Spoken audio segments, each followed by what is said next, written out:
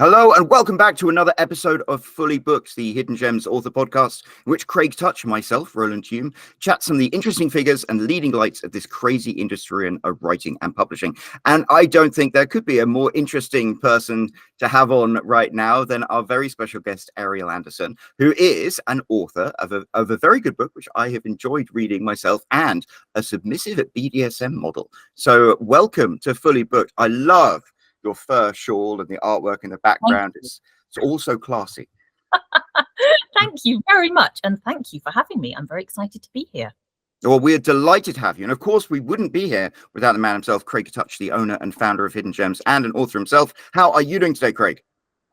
Doing great. Thanks, Roland, and thanks for joining us, Ariel. Yeah, this is one of those ones where, we like to talk to authors about their sometimes non-traditional routes through the publishing world and how they decided to become writers. And this is one of those ones where, your story is really interesting and might, gel with a lot of people out there. So why don't you tell us a bit about yourself and how you got started?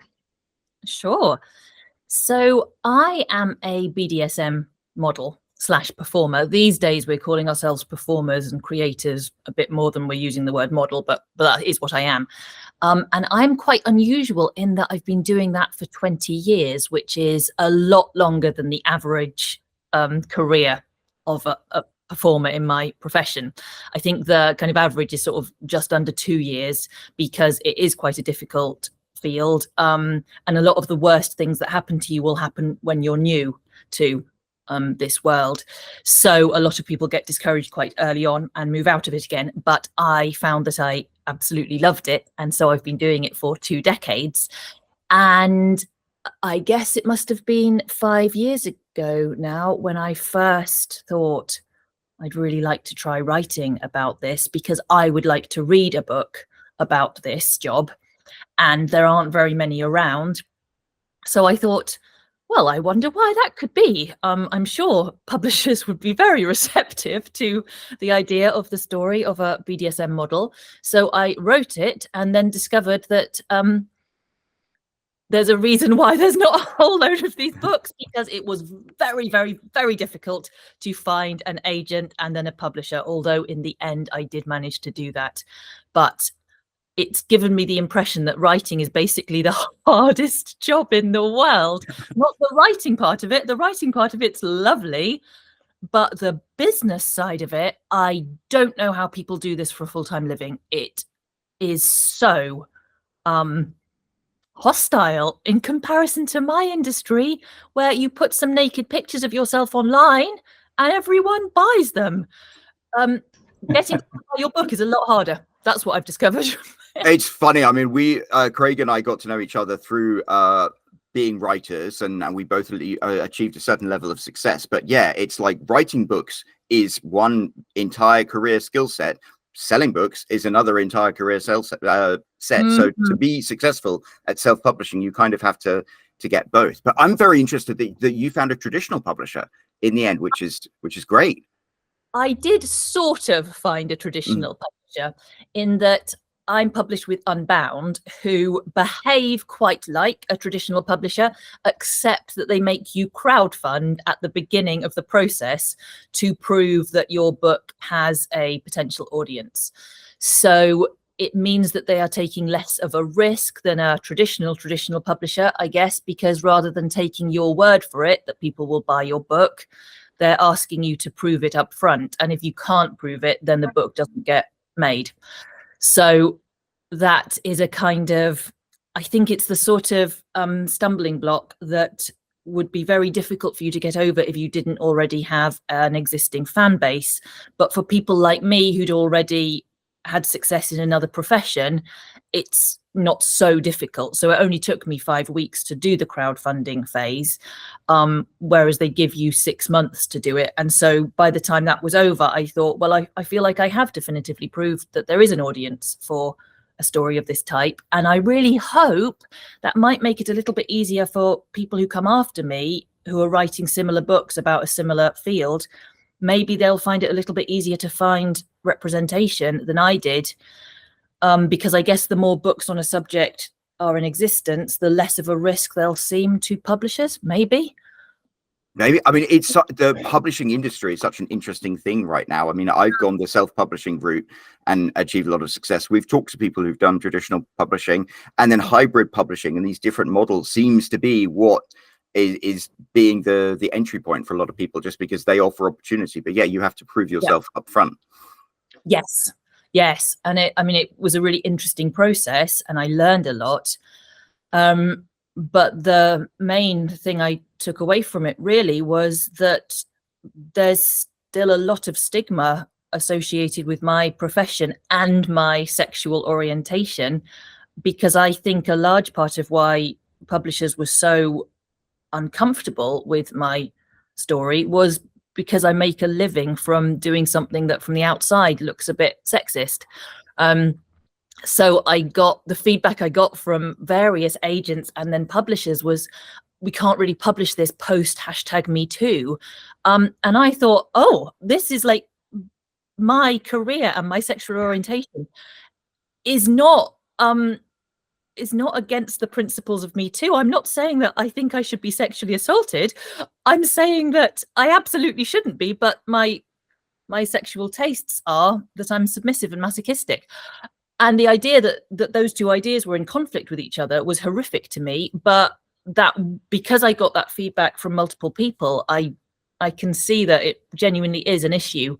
And so the stigma of sex work, especially the area I'm in, definitely still exists. And I wonder how many people who've written books do fall foul of just that kind of feeling from publishers that, oh, your story is a bit unacceptable. I'd be really interested to know who else has struggled specifically as a result of the field that they work in or the sexual orientation that they have, because my guess is that there'll be quite a few people who've experienced similar.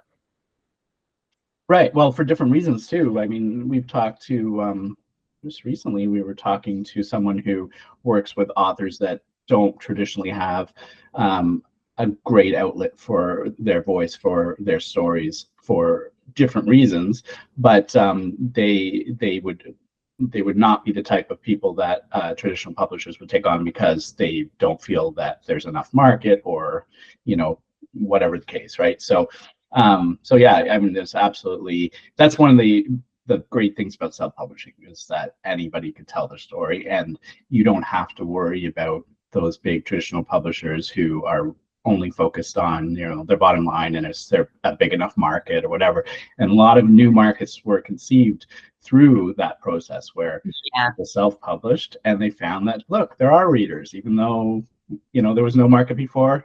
Now this is a booming market, and then the traditional publishers would move in once they see that was done by someone else. So I think it's great. Yeah. So tell me about the crowdfunding part of it, because I haven't heard of publishers with that requirement. Did they tell you to go to like an existing site like Kickstarter, or do they have their own sort of they have their own platform, and at the time, at least, it was fantastic. I think they've actually had a redesign, so it's much less transparent now. But at the point at which I was crowdfunding with Unbound, their own platform was incredibly helpful for me to use. I could see who was pledging for the book. I could see how much they were pledging. And so the way it works is you can have different levels of pledging, which speeds up the process. So the cheapest thing people can do is pledge for a copy of your book. But then I could offer supplementary rewards right up to £1,000 having the book and afternoon tea with me. So there were lots and lots of things in between. So I made hand sewn bondage ties as one of the rewards. You could have a half-hour Skype call with me. And so there were lots of ways of speeding up the process by getting people to pledge more than just the price of the book. So I found it a really rewarding process. I found it quite exciting because there's such a gulf between people saying they'll buy your book and people actually buying your book, and seeing the support for my story was really lovely.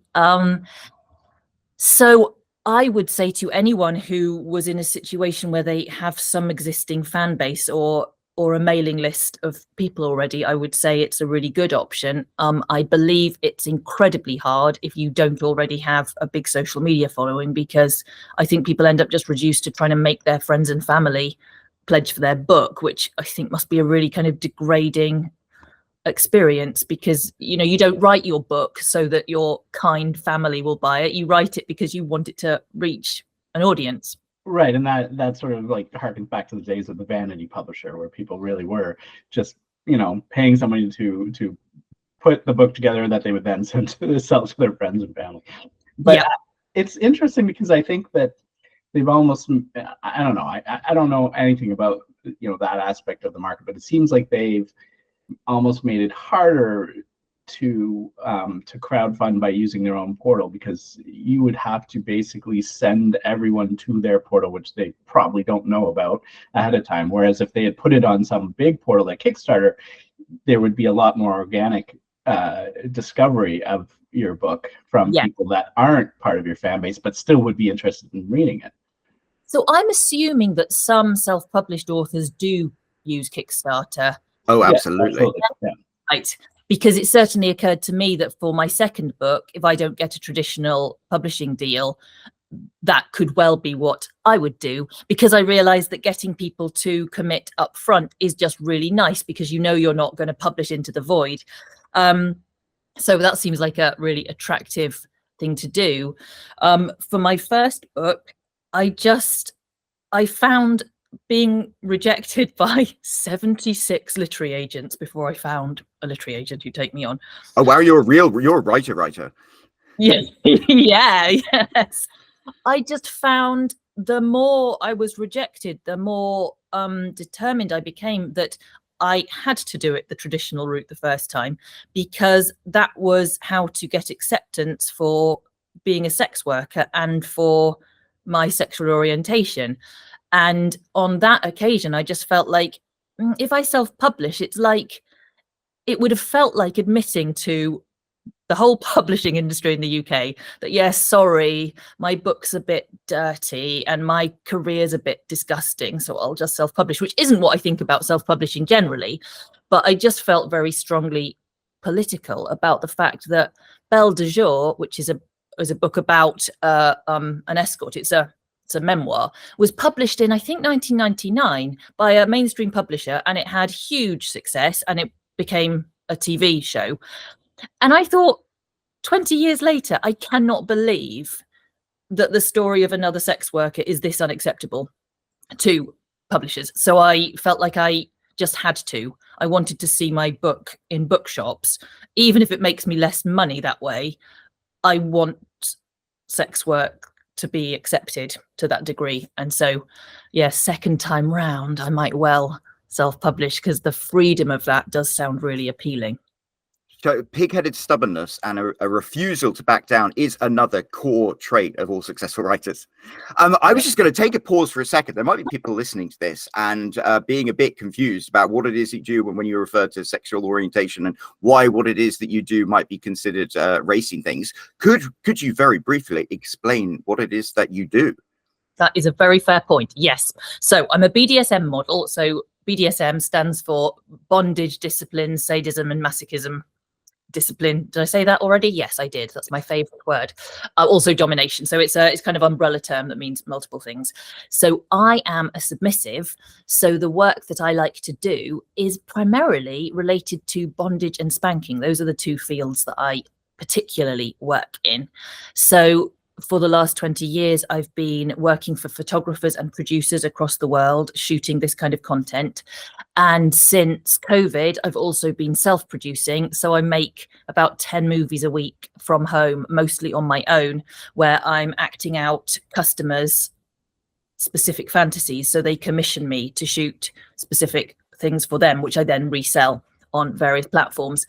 So although traditionally that wouldn't have been considered to be sex work, because originally we used sex work to mean full service in-person stuff, in the last few years a lot of us in this broad field have started using the expression to try to destigmatize the stuff that is most stigmatized in this field, and try to bring us all onto a kind of more level playing field, because we're all in the business of giving people orgasms. We just do it in different ways.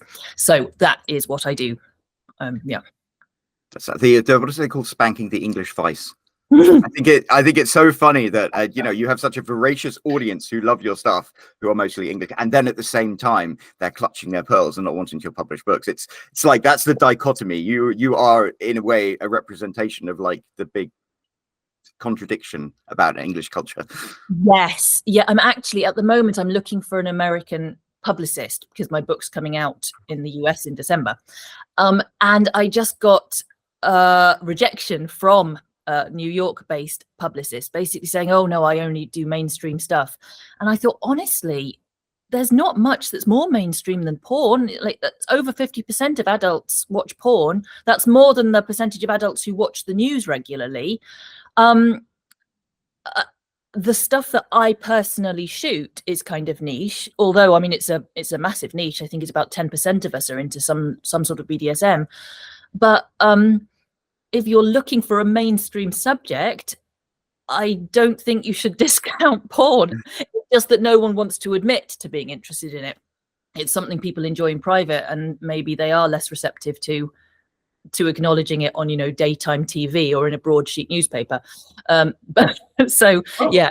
Yeah, I think 50% is of the number that admit to it, and the number that do it is far higher, I'm sure. Yeah, yeah. And I find it funny, just publishing in general, like 70% of books that are published are romance books, and romance books are what I write, and I write extremely spicy ones, except I will then read romance books by female authors, and I'm like, oh, my books are quite tame by comparison. And it's like there is this whole industry that drives what publishing is. In many ways, you could argue some of these books are pornographic. I don't think so. They're very cerebral, but they do have a lot of spicy things. And again, it's one of these like undisclosed secrets that drives an industry, yet nobody wants to talk about. That's very interesting, because I didn't know romance was such a big genre. So I guess it's just rather hidden. Yeah, and it's kind of hidden in plain sight, which is the funniest thing. And you sometimes have authors who make a breakout, like Sarah J. Maas with a Court of Crown and Thorns and Crowns. I can't remember the name of it. And, 50 Shades of Grey and stuff like that. But for the most part, there are women who will voraciously read a book a day and drive this massive industry, but nobody ever talks about it. In newspapers and things, they're all like, oh, it's only romance. And I'm like, you should read some of these books, because they're wild and also very well written, some of them. And so in the meantime, we're all pretending that we just read like Ian McEwan and Margaret Atwood, both of them are absolutely. Excellent. But so we pretend we read that, but actually we read your books and we watch documentaries about porn, but we just don't talk about it. So Craig, if you don't mind me jumping in, I was going to ask one more question. Yeah. You decided 5 years ago that you were going to write a book. Now, did you write the book before you even thought of how or where you were going to get it published? Yes. So the reason I actually started writing the book and then stalled a few years ago, because I just got very, very busy with modeling and it was hard to make the time. But then during COVID, I wrote a couple of articles for various publications about OnlyFans, because OnlyFans was one of the massive success stories of the pandemic, because a lot of people were at home producing self-shot porn for the first time ever, and a lot of people were also at home buying self-shot porn for the first time ever. So I wrote some articles about it and was met with the sort of hate mail I have never experienced in my career, from people who were just furious at the idea of a pornographic model speaking outside of her sphere, speaking in a mainstream environment. And I thought, wow, if people are this angry about that, I'd like to make them more angry. I'd like to publish a whole because I'm so offended at the idea that they think we should just shut up and be body parts, but we shouldn't get to speak. So that's when I got much more fired up about writing the thing. And yes, I just assumed very, very foolishly, as I'm sure many authors before me have done, that writing, it's the hard part, and then you'll just find a nice agent and then a nice publisher, and that of course, was not my experience, that's a much more difficult process than I expected. And so now that I'm back to writing, I'm in the middle of book 2. I'm aware now that it's really easy compared to what comes afterwards. So I'm trying to savor it more, because now I realize this is the lovely bit. This is kind of the rewarding bit. And then the rest is the actual job, I suppose. And my other question for you in the same thing, when you decided you were going to write, are you a plotter or a pantser? Did you decide to plot everything out? Did you have a structure in mind, or did you just want to jump straight into it and just start writing as you thought? Now I feel quite arrogant because it didn't occur to me to look into how other people do this. So I just did it the way that seemed sensible to me. So I made myself a kind of chapter by chapter synopsis, like really brief. And I started at the beginning and wrote the beginning of my life because it's a memoir. I wrote the first 3 chapters. And then I was aware that, I'm 47, so a lot's happened in my life. I can't tell all of it. I have to tell the bits that are most relevant to the specific story I'm trying to tell, which is my life as it relates to BDSM. So I wrote this list of potential chapters, and I then wrote them in order of how much I wanted to write them. So I'd write my favorite idea, like chapter 19 about this thing. And if I found myself putting off one of the chapters, I'd think perhaps I can tell this story without telling that part of the story. Maybe the reason I don't want to write it is because it's boring. And if it's boring to me, maybe it'll be boring to the audience. So as I wrote in a very non-chronological way, my ideas for how to tell the story in the most interesting possible way kept on refining themselves. So I ended up with a book with no least favorite chapter. They were all my favorite by the time I finished, which I really loved. And I'm not sure if that would be a way that other people, if they weren't writing memoir, could even write. I'm guessing if you're writing fiction, that is probably impossible. And I can't do that this time round because my book is about this year. So I'm writing as it happens. So I don't know what's going to happen at the end of the year. And so I can't plan. And I'm finding it slightly difficult. I'm quite a obsessive, compulsive kind of person. And so not being able to plan is a very, very different experience. It's much more flying by the seat of my pants, I suppose, and I'm not used to it. Yeah, and I mean, I think when you're writing a memoir, at least for stuff that's happened in the past, not necessarily the this year's stuff. I mean, you're almost a plotter by default because you already know all the beats. You already know exactly what happened. You already know the ending. It's your life. So you're kind of it's just, yeah, like you said, deciding what self-editing, what goes in, what goes out, sort of maybe the order of how you tell the story. But in general, I think it's a lot different than when you're writing fiction and you have to come up with the whole thing. And then, yes, some people will plot it all out and some will just fly by the seat of their pants, like you're having to do with the next one. So yeah, I think that's like one of those things that I think, depending on what you're writing, it might force you into a certain mode. It's making me realize it's given me a lot more appreciation of other writers. The experience of writing my own book has made me really realize how hard fiction must be and how ill-suited I am to doing it. Writing a memoir has only taught me how to write a memoir. Everything else is still a mystery to me. And I wonder if the experience of writing generally just makes you realize how much there is still to learn, because there are clearly so many ways of approaching writing a whole book, and it's made me very curious to find out more and see what I can achieve in other genres in the future. But I'm aware I need to learn a lot. Well, it's funny you sort of talk about you talk about fiction there, and it's like in your career though, every single day you're coming up with scenarios of like why this girl in jodhpurs was told off by the stable manager or whatever, and that's a lot of fiction that you create on the fly. That is true.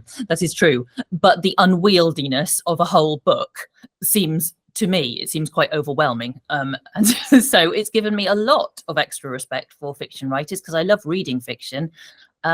And I like to imagine one day I might dip a toe into it, but I'm nowhere near to doing it yet. So I'm just full of respect for the people who can do it.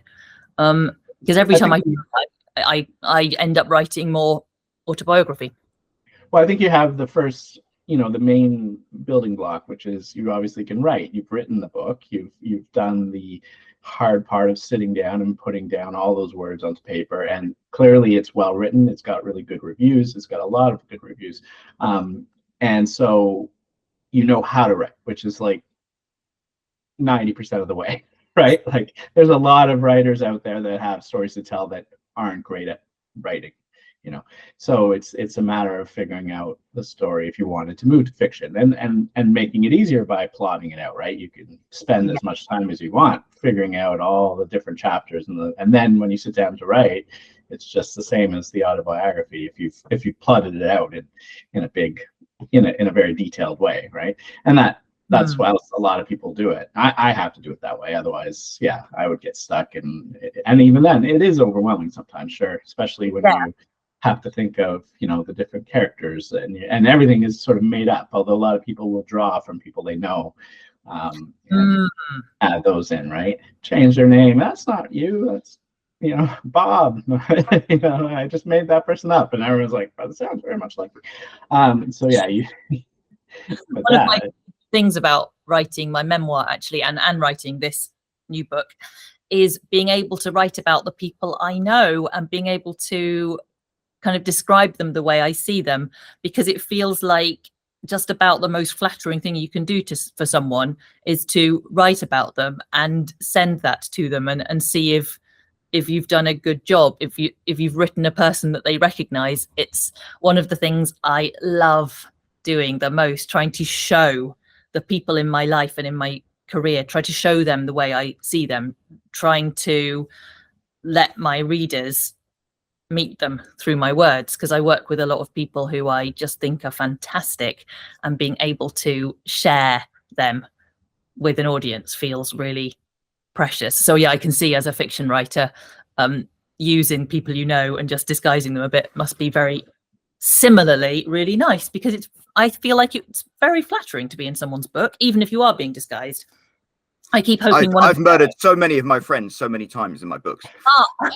Yeah, I mean, unless you've made them out to be the villain, right? But when you're writing an autobiography, and especially one like yours, where the topic, as you've said, is more controversial, did you approach the people that you included to ask if they were okay with it? I mean, it depends. Obviously, there's going to be some people that would be fine or whatever, but there's probably some that you might be wondering, do they want to be included in a book like this? And did you change their names? Yes. That was your boyfriend who was the bodybuilder who, did you just use his name or?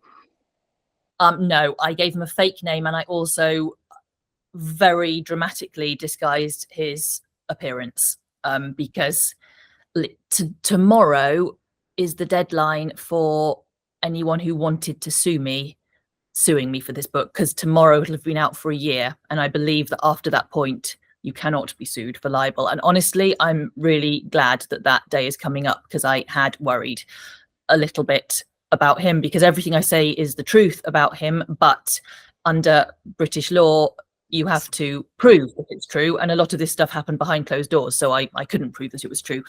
But with everyone I was saying nice things about, I just sent them the chapters and asked them if they wanted me to use a fake name, and if so, if they had a preference for what name I used, if they wanted me to change anything. And everyone was really generous and said it was fine to publish what I'd written. I did change quite a few people's names, like my sixth form teacher. He said, "Oh, it's fantastic. What a good writer you are. Yes, please change my name." And I had I had a few people who responded like that.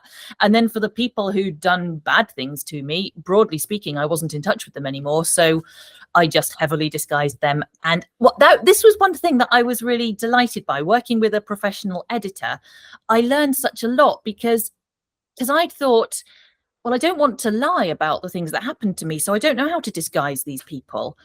And she pointed out that you don't have to lie about anything that happened. You can just lie about where it happened and what these people looked like and what their names were. So you could tell the important truth, which is what actually happened, but you could pretend it happened in a completely different place with someone who was a different ethnicity from what they were in real life. And I'm afraid my imagination hadn't led me to even consider that possibility. And so it was actually really fun changing some of those details, because they don't affect the story, but they do protect people. So now I think I've got a much better handle on how to handle people's privacy this time round.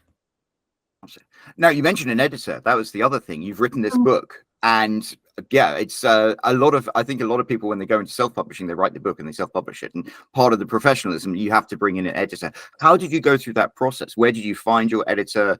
What did you task them with your book? So this is one of the other reasons I really wanted a traditional publisher, because I had no idea how to do any of that.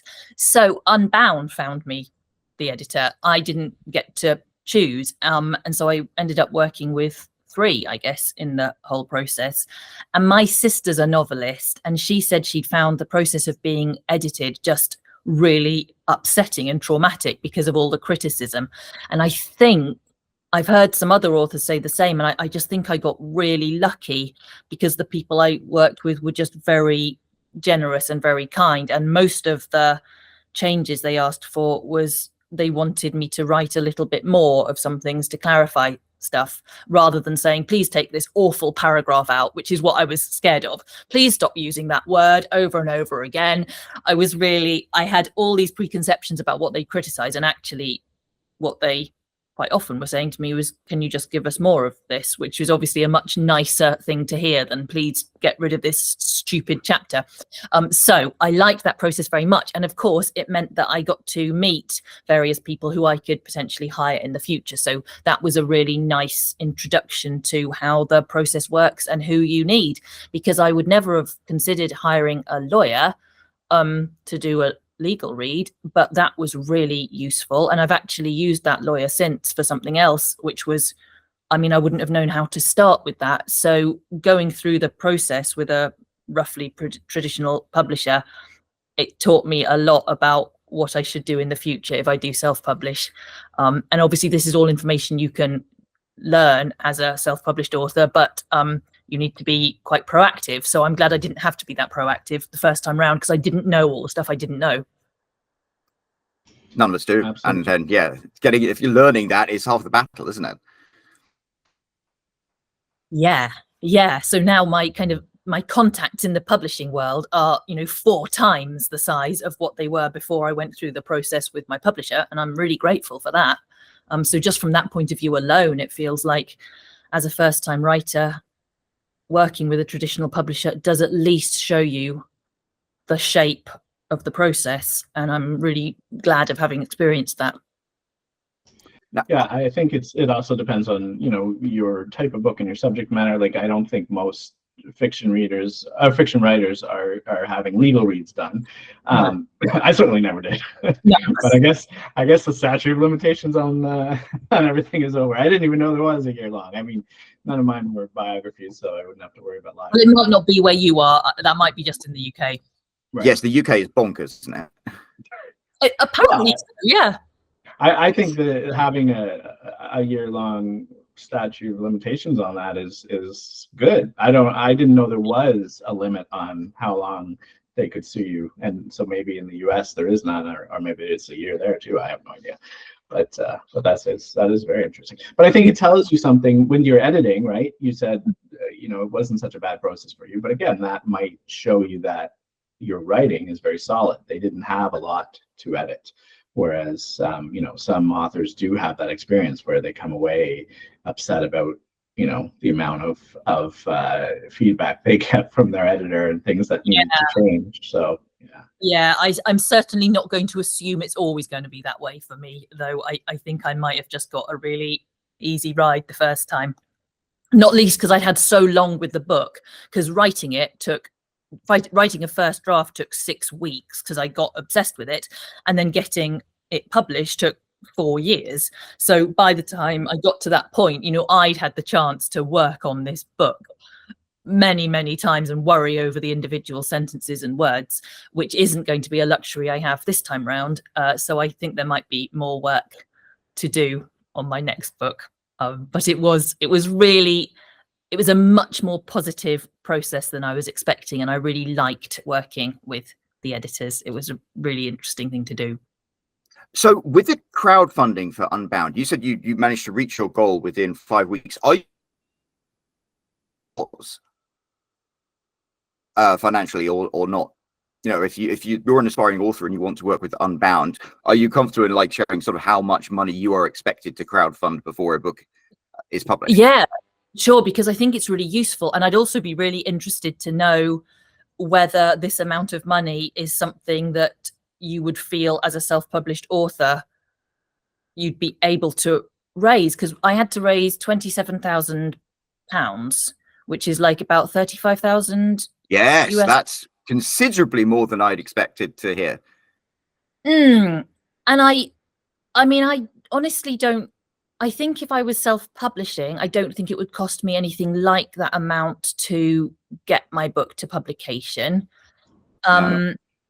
So, so when you self-publish, typically you don't have any upfront costs other than, you know, if you're paying for a cover designer and an editor out of pocket, but that's nowhere near $37,000. But you know, traditional publishers, if they're putting your books into bookstores, they're printing a lot of copies, they're distributing them, there are those fixed costs, and they have to pay, you know, their in-house teams and this and that. So there is a lot more upfront costs for traditional, but typically, like, you can write, I mean, you can self-publish for $0. I mean, you can do everything yourself, right? But yeah, that's interesting. So then, did they give you an advance? And is that number sort of anywhere in the realm of the advance they give you? Like, I'm wondering too if they're trying to cover the advance that they give you. You don't get an advance through Unbound. Now, I believe quite a lot of traditional publishers are only giving very small advances these days. But I'm aware that the only reason I could really afford to do it is because I've got another career. And it did make me aware that, you know, for a lot of people, there's no way they can commit the time it takes to write a book without an advance. So I do feel like the Unbound process certainly favors people who are privileged in that they've got money already, they've got a career already, and they've got a fan base already. I think Unbound actually run a kind of side business which is giving authors of color book deals where they don't have to crowdfund. So I guess they're kind of rerouting some of the funds from the self-publishing into this other field to give some people who have some disadvantages a chance at traditional publishing, which seems like a really laudable thing. But yeah, it's not a process that I'm not sure it's a process I'd recommend many people really do. I think it depends on the book you're writing as well, though. So I mean, you could very easily bring a romance book to publication for a lot less money than that, but that's because romance books is a completely different market, and you can sell a book and publicize it quite affordably because people have voracious readers. Your book is a very unique book about a very unique subject, so it is a case of like, we will have to pay an editor, we'll have to, especially if they put print books in somewhere, they have to do these things and lay out the money. So isn't it amazing that you were able to bring in that amount of money in 5 weeks from your fans? And that was going to lead me on to, what was the reaction from your audience to the book coming out? Or yes. People were lovely. They were so lovely. I'd really written a book to try to tell people like the teenager I was, who was very ashamed and conflicted about her sexual identity. I basically wanted to write a book that would soothe and comfort people who were somewhat in the position I was once in, and it achieved that. And that's exactly what I wanted it to achieve. So I'm sure there are other people who aren't kinky and conflicted who've read the book and enjoyed it. I mean, I've had some reviews from people who clearly were not into this scene, but the people I really cared about were the people with guilt associated with their sexual orientation, and I'm really happy to have reached those people. So I guess possibly for a lot of authors, just the best thing in the world is getting emails from readers. It's just It's Positive amazing. ones, yeah. Yeah. Yeah. I mean, I did- that's what I enjoyed about it. I was reading it, and I think you and I probably have quite a similar upbringing in terms of like where in England we were in the class we were in, and I was reading all my mother's smutty romance books underneath the covers, and was deeply shameful of this. And then you read this, and it's like, oh, there was another little posh kid out there who was experiencing exactly the same thing. So I found it very validating. Thank you. I mean, that's what I wanted to do. That was really important to me. I wanted to basically write the book that I wish 16-year-old me could have read, really. And I think that perhaps what Unbound particularly does well is allow people who've got a sort of campaigning element to their story to get published. Because I guess crowdfunding does favor that sort of campaigning kind of subject matter, I suppose. I mean, we interviewed the head of publishing at Kickstarter, and we're talking about they've got Brandon Sanderson had raised, how many was it, 8 million, Craig? It was more than that, I think. Yeah, wasn't it like more like 20 million or something? It was crazy. Yeah. Oh wow. And I've got a friend who's writing a book about the guns of James Bond, and it's being crowdfunded through a publisher called Headstamp, who they've blown Brandon Sanderson out of the water in the terms of the money they come in. But it's you might have this really niche subject like a book about the guns that James Bond uses in the books, and yet there are people who will pay money and crowdfund it and be able to bring your book to reality. So that's something that didn't exist 20, 30 years ago. Yeah. 41 million. That's what Sanderson raised on his Kickstarter. Wow. But yeah. But I mean, that's obviously an outlier. Nobody's expecting that.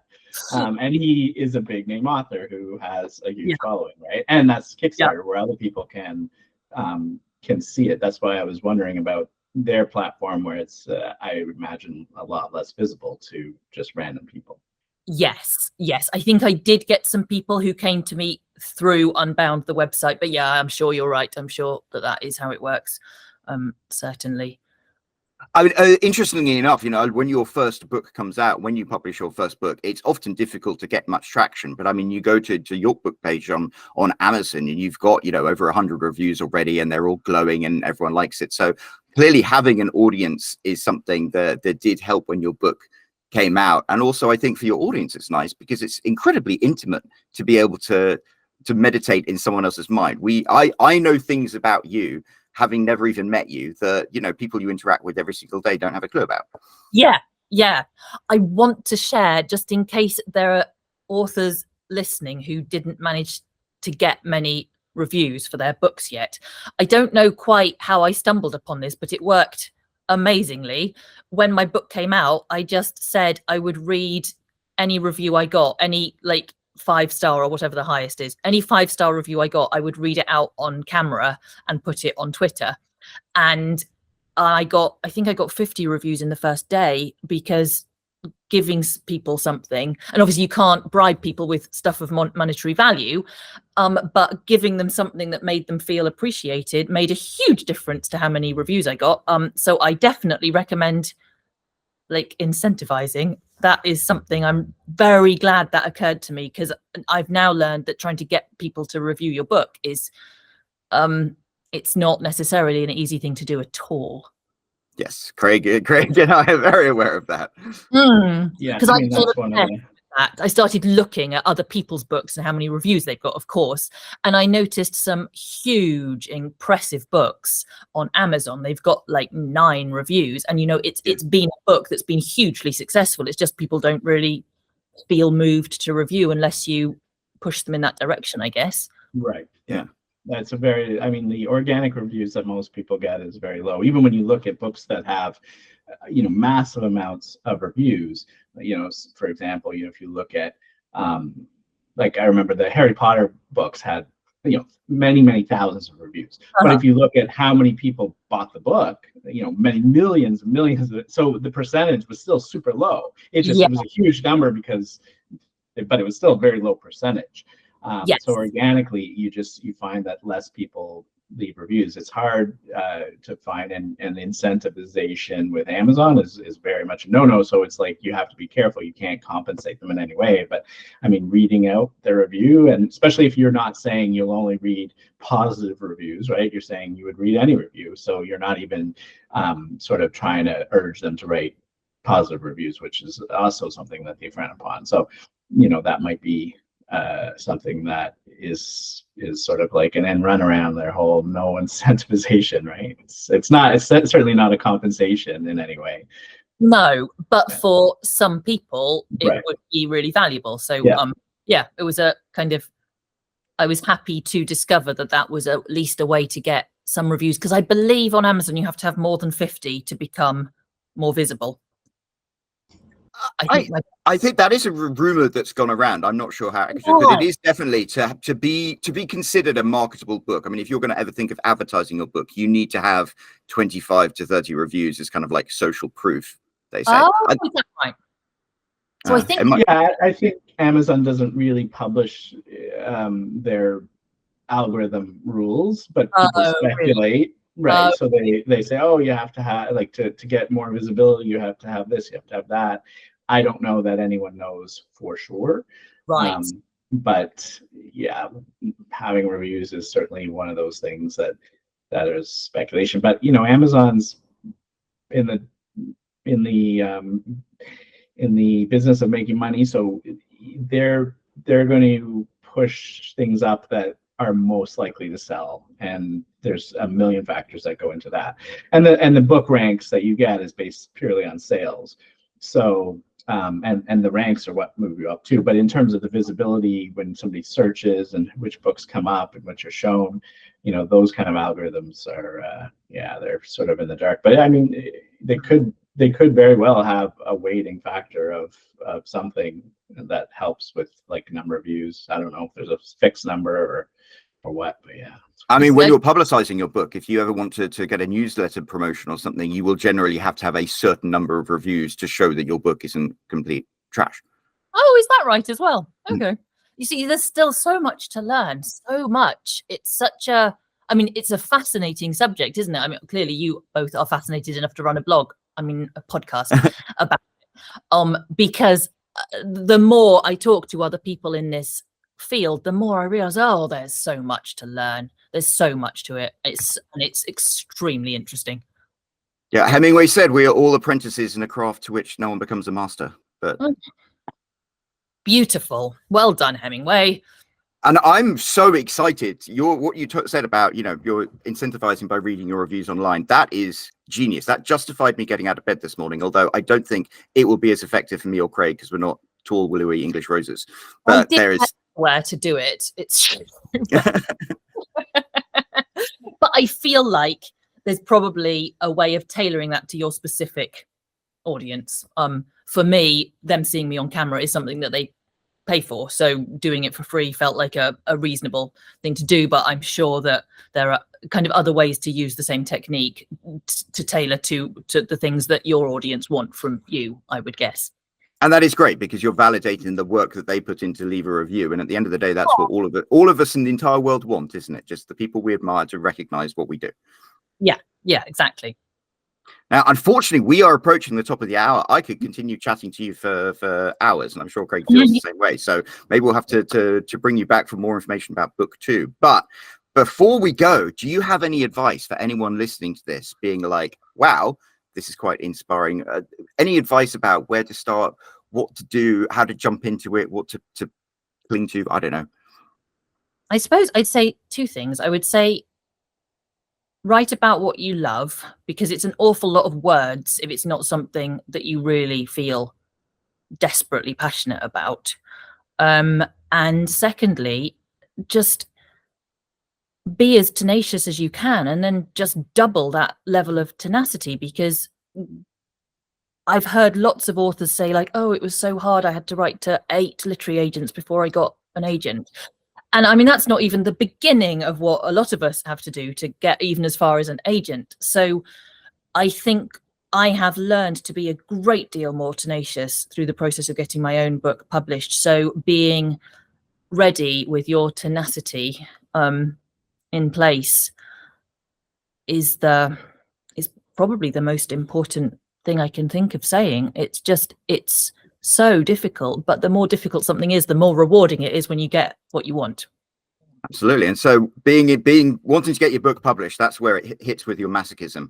And I guess you're topping from the bottom when it comes to like being a submissive, with trying to get this put in. Where can people find out more about you, Ariel? Where can they find your book? Where can they find your website? Where can they find out more about everything it is that you do? They can find me on www.arielanderssenauthor.com. You can find me on Twitter, where I'm shadow banned. So you have to Google Ariel Anderssen, spelt correctly, which is SSEN at the end of Anderson. And then my Twitter will come up, but it's difficult to find me. And my book you can find on Amazon and Waterstones and all the other websites. It's called Playing to Lose, and it's blue and yellow, because all the books that came out last year were blue and yellow, I think. And mine is no exception. Oh, isn't that interesting? I wrote an article about how there are like color codes that are specific for covers in specific genres and things. That is wonderful. Well, everyone who's listening to this, if you have enjoyed what Ariel had to share, please scroll down. You will find a link to her website down below. And also there is that big empty comment section. So fill it up with some of your thoughts or praise or thanks to Ariel for sharing all her wisdom and experiences here today. And also, while you're down there, there's that like button, there's a subscribe button, there's a little bell icon. You can tap that and get alerted every single time we have a new episode of Fully Booked coming out. Thank you so much, Ariel. It has been an absolute pleasure. Thank you so much for having me. It's such a treat to talk to you, and so much fun to realize that you are another little posh boy. Were once another little posh child worried about your sexuality, and how lovely to talk to you also. I found your website, Hidden Gems, very, very useful indeed already, so I'm going to keep on visiting. Oh, well, that's wonderful. Thank you so much, Ariel, and we'll be back next week with a brand new episode. So until then, cheerio.